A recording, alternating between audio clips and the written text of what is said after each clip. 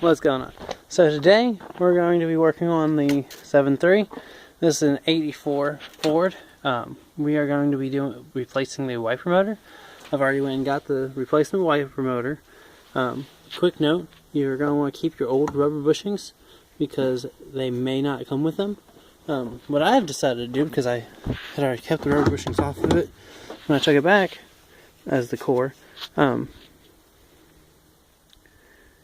this is your ground wire to the electric motor here.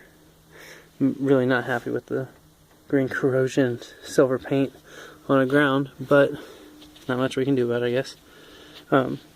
My other wiper motor had the same wire, and I kept it off there, and I put it on the bottom here and wired it up.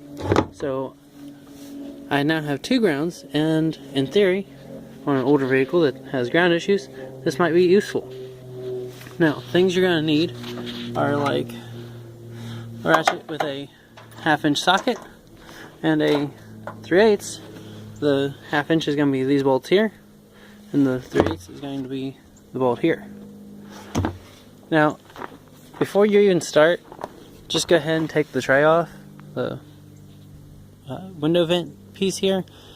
I fought around it for quite some time before I decided to just go ahead and yank it off, and it's so much easier.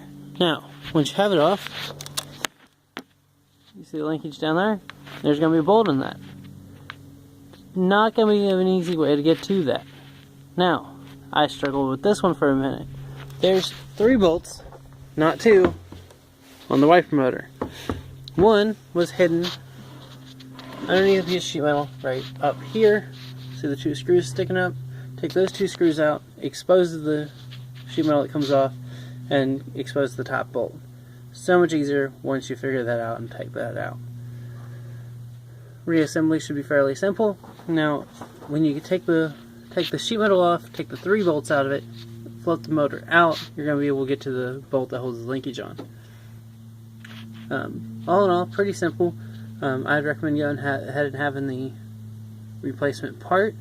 I did not.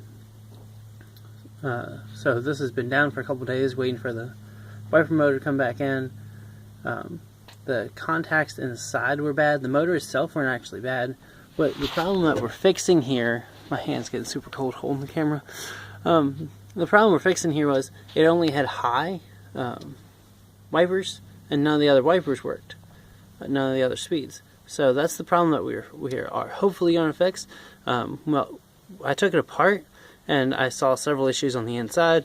The plastic was brittle and overheated, all kinds of nice stuff like that. The brushes were worn bad, and the one I took out also said remanufactured on it.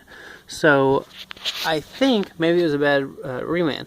I don't know, but hopefully we're going to get that fixed. To pull the shroud cover off here, you're going to have the screws along here. Mine were already missing, but you will have those. You got to take these loose. Probably do a different video. I've got those inside. I'm going to try to paint those before I put those back on. You just flip it up, and then there's a little tab you pull out and slide the whole thing off. Super simple. Not even a tool needed for that. Maybe a flathead screwdriver to pop the tab loose.